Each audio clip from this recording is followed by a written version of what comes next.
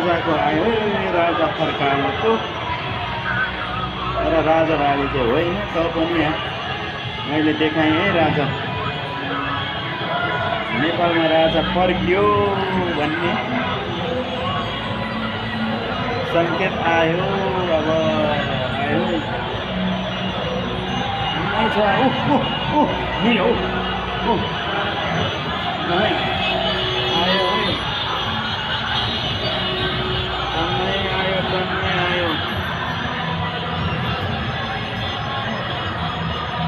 अब चाहिँ केही सिक्छन् अलिअलि